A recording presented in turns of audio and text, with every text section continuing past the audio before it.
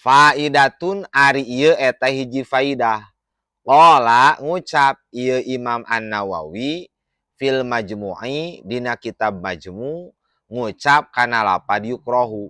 Yukrohu dimakruhkeun naon al-akhdhu ngambil pemberian atanapi bantuan naon bae mimman ti jalma biadi anu eta tetep dina tangan ieu si man teh halalun ari harta halal wa haramun sareng harta haram. Jadi makruh hukumna ngambil, narima, bantuan, atanapi pemberian, ti jalma anu mana hartana eta jalma teh campur antara nu halal jeung nu haram. Subhat teh ngaranna sapertos penguasa anu lacut.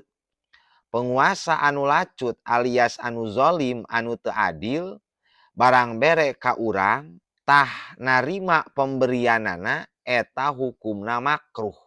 Watah talifu jeung beda-beda naon al-karohatu hukum makruhna biqillati syubhati kalawan saeutikna harta syubhat wa kasrotiha jeung lobana ieu syubhat. Jadi kamakruhanana beda-beda tingkatanana. Kumaha saeutik lobana harta syubhat. Tatkala urang narima kana pemberianana atawa bantuanana ti jalma anu pacampur harta halal jeung haram kade hanya sekedar makruh walayah rumu henteu sampai kana martabat haram.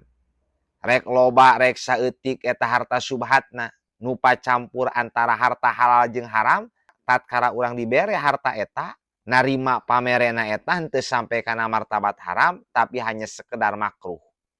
Illa kecuali intayakona lamun yakin naon anna hadza ieu harta teh eta minal harami tina anu haram. Lamun mah sultan jair, penguasa anu lacut, anu zolim, anu teu adil, barang bere ka urang yakin eta harta teh adalah harta haram, yakin menang korupsina, nya eta mah lain makruh deui tapi haram. Atawa modelkeun urang teh dibere ku hiji jalma anu mana eta jalma teh tukang judi jeung yakin harta nu dibikeun ka urang teh adalah harta menang judi. Eta mah lain makruh deui da geus yakin haramna. Narima pamerena eta hukumna haram.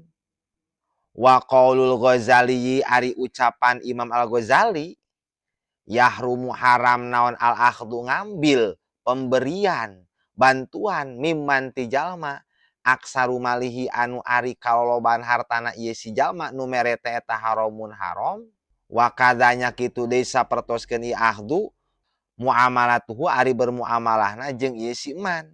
Tah pendapat Imam Ghazali nu mengatakan haram ngambil harta ti jalma anu mana kaloloban hartana adalah harta haram malahan mah haram bermuamalahna jeung eta jalma.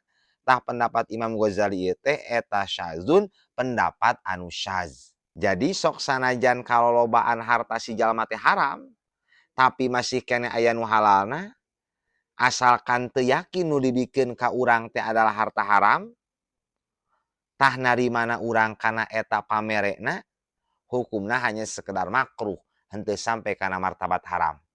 Wallahu a'lam bissawab.